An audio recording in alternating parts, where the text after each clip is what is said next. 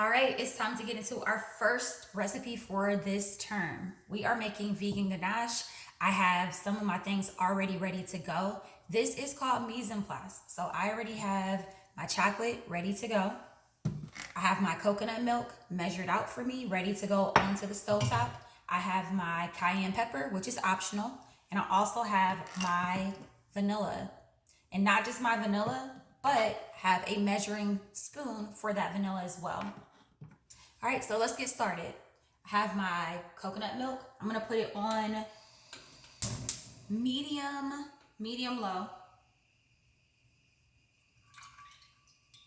And I just want this to heat up because this is gonna go directly over top of my chocolate and it's gonna sit for about 5 minutes. So that's gonna be the most that we're gonna have to wait for anything during this entire recipe, and you really can't move this. So I have my chocolate chips ready to go. Have my coconut milk that's heating up, and let's go through some of the other processes that we're gonna be talking about as we go through this recipe sequence. So our first recipe that we're making is our ganache. Your ganache is actually in your workbook, takes you through the entire process. I'm throwing in 2 bonus recipes. So if you guys want to keep these recipes for your personal use, take notes on exactly how I do this because this is not available in your workbook. So first up, we have our vegan ganache. Vegan meaning that there are no dairy products. I have my dark chocolate chips.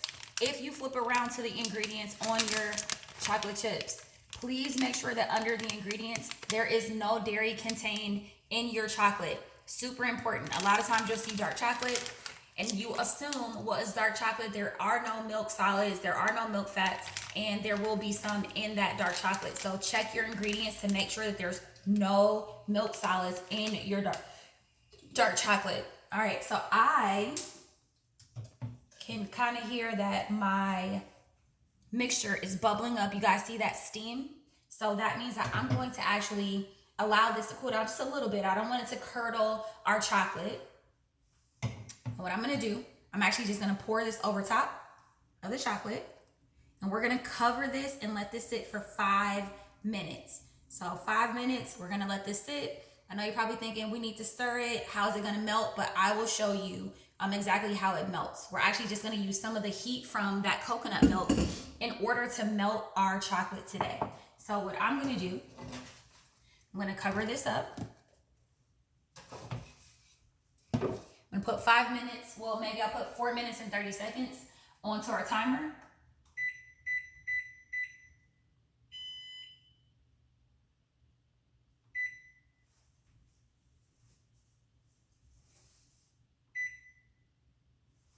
All right.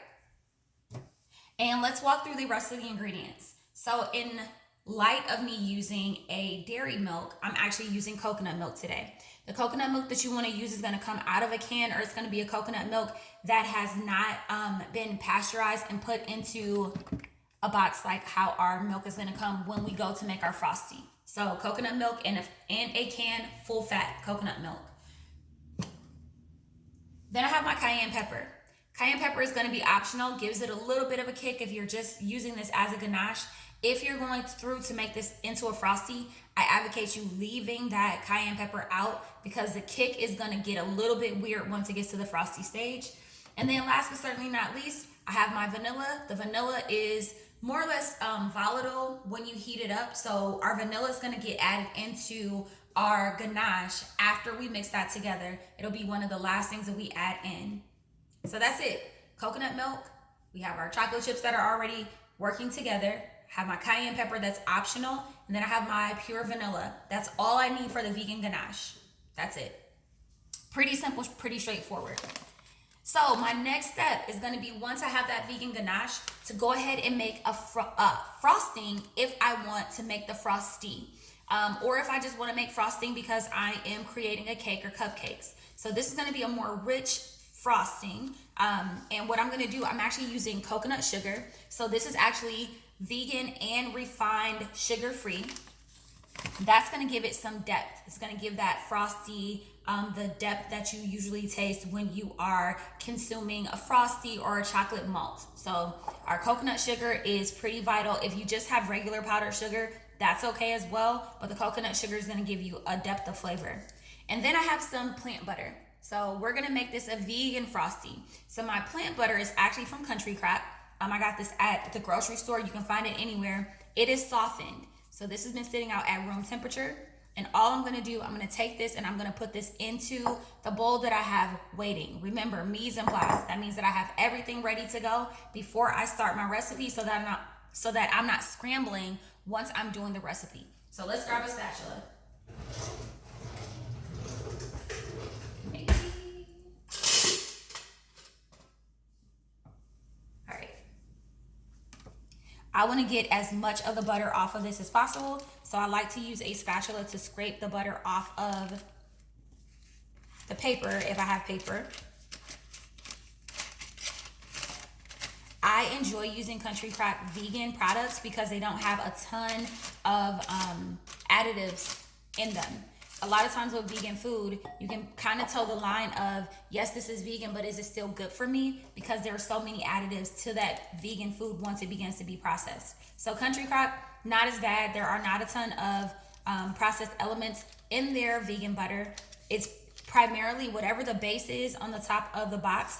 I think I grabbed the avocado oil vegan butter, but they have olive oil vegan butter, and I believe they have one other kind of vegan butter, but that is going to be your base. So for us today, we're using avocado oil as our base, which in our Frosty is going to give us some good fats, because avocado oil definitely gives us good fats in our recipe. But if I was taking this vegan butter and making just a regular dish, my smoke point of that dish, because I'm using avocado oil, now becomes significantly higher. That means that if I am going to pan sear something, the smoke point of avocado oil is 520 degrees. So with that 520 degrees, I don't have to worry about the butter burning because of that high smoke point. So that's one of the reasons why someone may select an avocado oil over an olive oil. And we'll talk more about smoke points and oils as we get into the rest of class.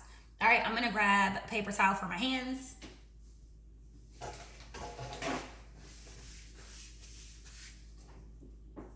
All right, and then the last thing that I need to do, I have a cup of butter in my bowl right now. That's 2 sticks of butter, but be careful with butter because not all sticks are created equal anymore. So you're gonna look on your butter. 1 second. All right, that's just for us to know that it is time to start to stir our chocolate and coconut oil together. So on your sticks of butter, there will be indicators of how many tablespoons and how many cups are on your stick of butter or in your stick of butter. Every stick of butter that I just used was a half a cup. So what I'm gonna do, since I have 1 cup of my vegan butter in, I'm gonna add 1 cup of my coconut sugar. And I'm just gonna set this off to the side because we're gonna wait for our vegan ganache in order to complete our vegan frosting. So this is just gonna go in. And I'm just gonna set this off to the side. And now we're gonna work on that vegan ganache. Right now we have 2 ingredients in. You guys remember what the 2 ingredients are? We have chocolate chips and coconut milk. Perfect. All right, so I have my whisk ready to go. And all I'm gonna do, I'm just gonna stir this. As you can see, we put chocolate chips in whole. My chocolate is already starting to melt. It's important to not have your coconut milk up too high. You just wanna start to see steam begin to evaporate off of that coconut milk, and that coconut milk is ready to put in with your chocolate. All right, so I wanna mix this because I want this to be the same color. So I'm gonna actually mix this in the air so you guys can see what's happening with our chocolate. Starting to get incorporated. If you're in a cool environment, you wanna do this safely but quickly because the cool air is gonna actually cool down your coconut milk, which in turn will make it so that your consistency is not as smooth as when you are in a warm environment. Luckily for me, I'm in Virginia and it may be rainy outside, but the weather in general is warmer. I think we're in the 60s today. All right, and so this is coming together really quickly. You can use a rubber spatula. I used a whisk today because it tends to incorporate everything a little quicker than just using a spatula. But that is up to you what your preference is when you go to do your ganache. So look how nice and fluffy that is. So So with my ganache, I can do a couple of things now that I'm at this point. I can actually take some of this ganache and I can put it in with my frosting. I can take something like a pretzel and I can dip it into that chocolate, and it's just me. So I'm gonna go ahead and dip my pretzel right into this chocolate. But if it's you and someone else, you may wanna take chocolate out before you begin to use it with something else. And so as I'm dipping that into my bowl, I'm just twisting it around, twisting it around. It's gonna be a little thicker, so I'm actually gonna try to get some of that off. And then that's it. Chocolate covered pretzel. You can do the same thing with a strawberry. All right, so now that my ganache is ready to go, it's completely smooth. That's what I'm looking for.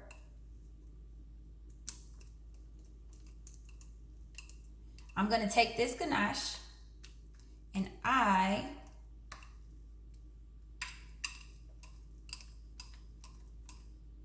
gonna add this ganache to my butter and my coconut sugar. Again, I'm gonna try to get as much of the ganache out as possible. The one thing that you wanna be careful about if you use a whisk is that your whisk may actually be capturing a lot of that ganache. So you wanna make sure that you are actually taking your whisk and making sure that you're getting as much of the ganache out of the whisk as possible. If you find that your ganache is a little too thick for your liking, you can definitely add a little bit more of your coconut milk if you're at the point where everything is already together. And the reason why you can do it at this point is because you're pretty much doing the same thing as just loosening up any other type of frosting that may be too thick for you. So if you homogenize or mix together your two ingredients and you find that this is still too thick for you, especially if you're doing the chocolate covered pretzels or strawberries, our recipe today didn't call for the entire coconut milk can. We still have coconut milk left in there. So if you need to thin it out a little bit more, go ahead and take that step. Do that right now. This recipe is geared more towards either using this ganache as just a treat to kind of freeze and like make into candies, or to put into eventually your frosting or your frosty. And frosties are called frosties because they're made from frosting. So in case you didn't know that, that is why they are called frosties. Frosting, frosties. All right, so scrape that down. I'm actually gonna put these into my sink. It is important to continue to clean as you go. So I'm gonna clean this. Well, actually, I'm just gonna put some water into that chocolate container, and I'm gonna get ready to mix this up. So mise en place, having everything in its place, I am already ready to go with my blender. You can do this in a KitchenAid stand. I found that the ingredient amount is so low that I can just do that using just a hand blender as well. All right, so on low initially.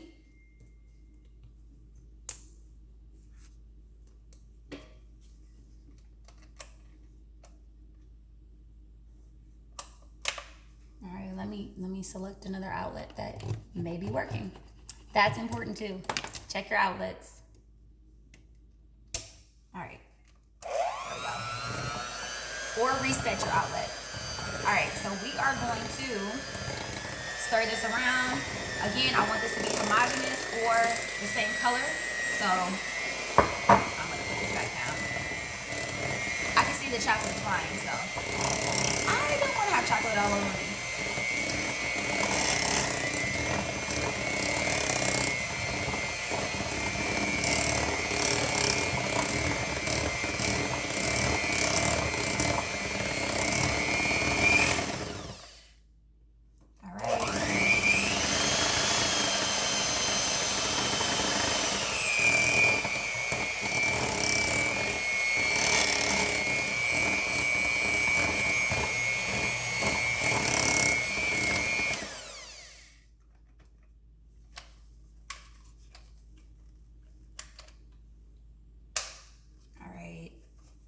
So you want to go ahead and remove those attachments. I just put them right into the same bowl that I was using before. Set this off to the side. I will clean that up later. and I have my frosting. So your frosting may be a little more runny than you're accustomed to at room temperature. But when you put this into a refrigerator, it will actually start to harden up. So no worries if you feel like your frosting is a little more runny than what you're accustomed to. All right, so what I'm gonna do, I'm just gonna take my whisk and my spatula, go around the sides of that frosting to make sure that there are no large clumps of either butter or there's no chocolate pockets that are stuck onto the side. And nope, we're good to go. So now that I have this, I am going to grab my blender and we're going to make a Frosty. And this part is super simple. So I have my blender base. I don't want you guys to think I'm just blending into the air. I have my blending cup. And I am going to do 1 cup of my flaxseed milk. Again, we're doing a vegan recipe. And 1/4 a cup of my chocolate frosting. All right. So 1 cup of my flaxseed milk. This can be any non-dairy milk of your choosing. I choose flaxseed milk because it is a great source of omega-3s. And I'm always thinking about how I can sneak in extra nutrients into my food. All right, and then we're gonna do 1/4 of a cup of our frosting. So what I like to do in a blender, I like to actually add in the liquid element first. And since it's just for me, I'm only doing a cup. In your blender, my rule of thumb is a cup of my vegan milk and then a 1/4 of a cup of my frosting. And so I usually just, if I'm doing 4 people, then I'll do 4 cups and it'll equal 1 cup of my frosting. So per person, 1 cup of the vegan milk per 1/4 a cup of your frosting.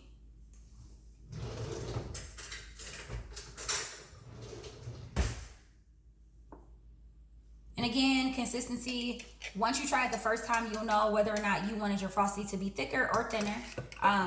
With the Frosty, I freeze my Frosty back down. So the consistency that you get at room temperature is not gonna be the consistency of the Frosty that you're gonna have overall. Just keep that in mind as well.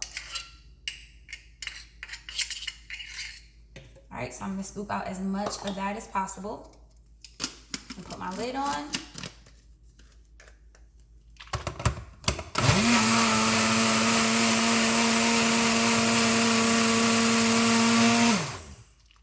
For a couple of seconds, just until it comes together.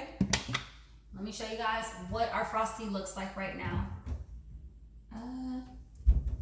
You know what? I'm actually gonna just put it back into this bowl, so give me 1 second.